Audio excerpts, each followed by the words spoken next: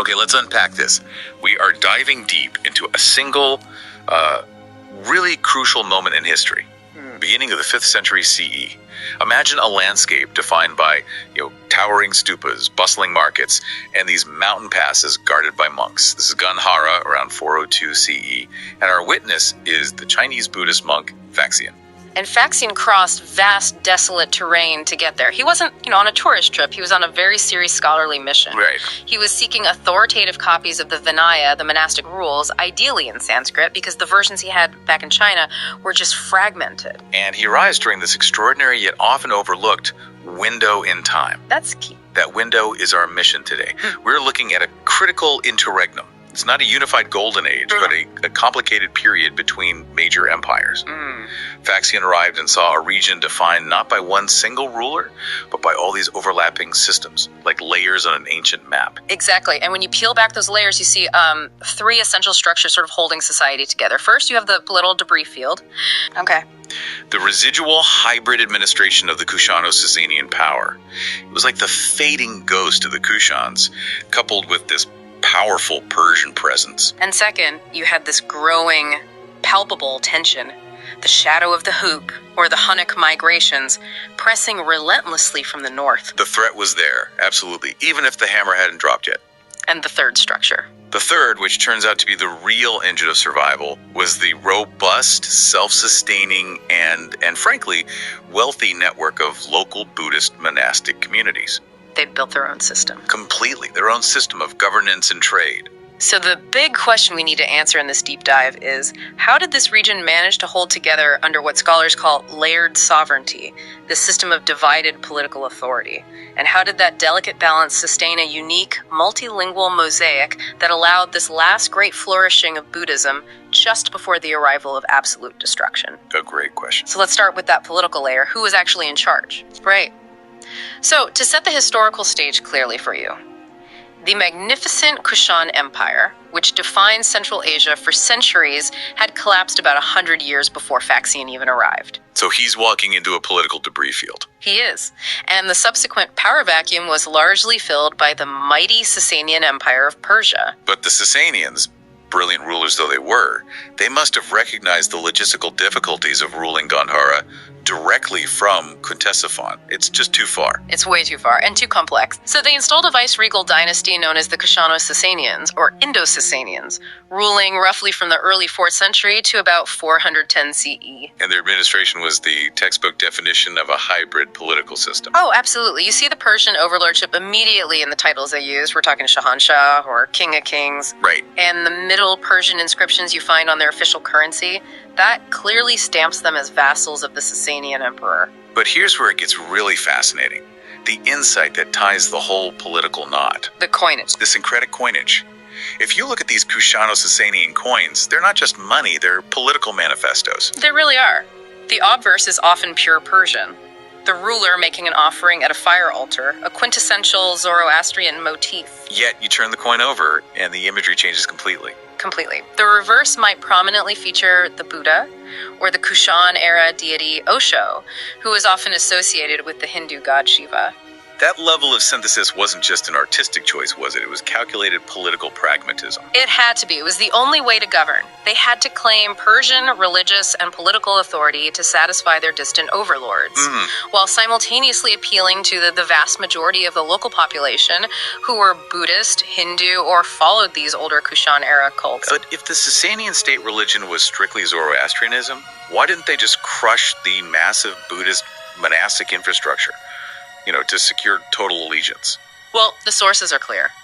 There is no evidence of systematic persecution of Buddhism in Gandhara during this time. The answer is, well, it's all about economics. The Kushano-Sasanian rulers continued the previous Kushan model of pluralistic patronage because they couldn't afford not to. So Faxian's account reflects this political arrangement through his famous silence. on who the political rulers were. He travels, he documents the state of the Sangha, but the emperors are almost irrelevant to his story. Precisely. His disinterest suggests that Sasanian control was relatively light-focused on securing the crucial trade routes and, extracting tribute. While local governance, and more importantly the economy in major centers like Purushapura, modern-day Peshawar, and the Swat Valley, was effectively left to the regional elites.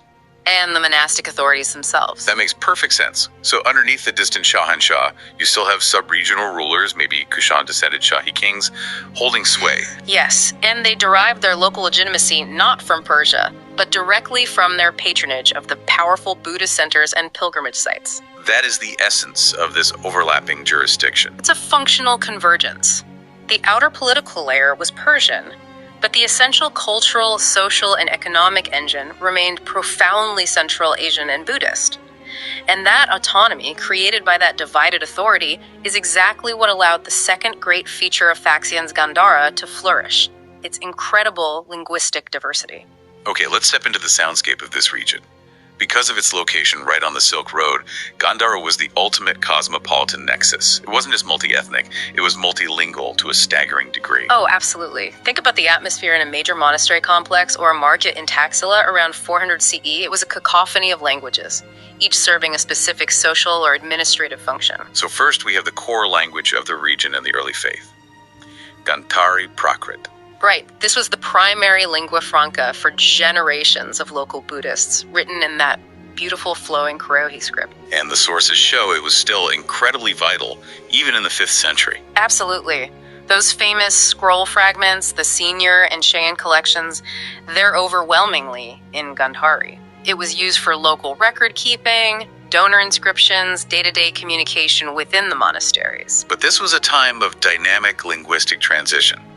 Right alongside Gandhari, you have the powerful ascendancy of Buddhist hybrid Sanskrit. Exactly. The shift from the local Prakrit dialect to the formalized scholarly language was well underway. And Faxian's mission itself proves the importance of this shift. He didn't travel halfway across Asia for Prakrit texts. No, he was seeking the authoritative, standardized Vinaya texts in Sanskrit. Sanskrit was quickly becoming the language of major scholastic centers, high philosophical debate, and the dominant Sarvastivada school. So practically speaking, if you were a local monk doing administration, you might use Gandhari. But if you're debating philosophy with a visiting Chinese master, you'd need Sanskrit. 2 languages of faith working side by side. Then we add the political and trade languages. Like Bactrian. Right. Written in the Greek alphabet, still essential in the northwestern regions, a legacy of the Kushan court. You'd see it used for official Kushano-Sasanian proclamations, maybe for tax documents. And the language of the distant imperial power, Middle Persian, would be used by imperial administrators and on coin legends. But we haven't even mentioned the languages of trade, which fueled the wealth of the region. The Sogdians. The ubiquitous Sogdian traders traveling all the way from Samarkand and Bukhara, handling the bulk of Silk Road logistics. And Faxian, relying heavily on these merchant communities for his own survival, would have heard Sogdian constantly, alongside languages like Tacharian from the Tarim Basin. He was immersed in it. And what's fascinating is that the Sangha itself became its own distinct, transnational, multi-ethnic entity reflecting this. Monasteries housed monks from Bactria, Persia, India, China. Defined not by their homeland, but by their commitment to the path. Precisely. And this entire structure relied on that delicate, non-centralized authority we discussed. That paints an incredibly vivid picture. A buzzing, wealthy, and academically thriving society. Which brings us to the tragedy of the situation. This peace and prosperity was the Indian summer, a final radiant moment just before everything fell apart. That's it, exactly. Faxian's experience was immersion in a system of what you could call hierarchical pluralism. He was under the nominal, distant authority of a Zoroastrian Persian viceroy. Who tolerated the establishment because it was good for business. Exactly. He relied on a mercantile economy dominated by incredibly successful Sogdian and Indian traders. And his actual work happened in this prosperous, self-contained Sanskrit and Gandhari-speaking scholarly world. Let's talk about the economic power of those monasteries. When the sources refer to them as semi-autonomous corporate entities, what does that mean in practical terms? It means they were immense, tax-exempt landlords. They owned vast tracts of fertile land, managed complex irrigation systems, ran their own resource networks. And they effectively served as the region's bankers. This made them immensely powerful players that no distant ruler could afford to alienate so long as tribute kept flowing. So the wealth of the monastic community was essentially insulating it from the political changes at the very top. Yes. Faxian's failure to record any major political conflict confirms that. The institutional and economic power of Gandhara Buddhism in 400 CE was still strong enough to maintain that equilibrium. This truly was the final flourishing moment of that multicultural order. But the shadow was indeed looming. While Faxian described widespread stability, the threat was encroaching from the Kabul Valley. We are talking about the Alchon Huns, a branch of the Hephthalites. And this is where timing is everything. Yeah. Faxian was there during the zenith, but the prosperity he recorded was incredibly fleeting. The numismatic evidence gives us the crucial date markers. While Faxian was happily collecting his Sanskrit texts, things were stable. But shortly after his departure, we're talking perhaps 20 to 30 years later, around 430 to 450 CE. That's not long at all. Not at all. The Alchon king Kingila began his documented conquests, and the system began to destabilize violently. So he saw the final peaceful generation of classical Gandharan Buddhism existing just before these highly destructive invasions would target the very institutions he praised. It was the calm before the storm. So what does this palimpsest, this overwritten landscape that Faxian described, tell us about this region? He saw monuments inscribed with Ashokan edicts, built on Hellenistic city plans, covered by Kushan stupas, and now overseen by the coinage of Persian viceroys. And that soundscape echoed the political layering. The local Gandhari, the scholastic Sanskrit, the trade language of Sogdian, the official language of Middle Persian. Faxian's record of Buddhistic kingdoms is more than a travelogue. It really is an elegy for this specific vanishing world. It captured that harmonious syncretic convergence. Sasanian military power offering a distant protective umbrella, Kushan cultural identity holding steady, Indian social structure providing continuity. And it raises an important question for you to consider. How often are the moments of greatest, most complex cultural harmony, like the Gandhara Faxian described, the most fragile and the shortest lived? Simply because they depend on maintaining such a delicate, intricate balance between competing political and economic forces. That equilibrium, once it's broken, rarely returns.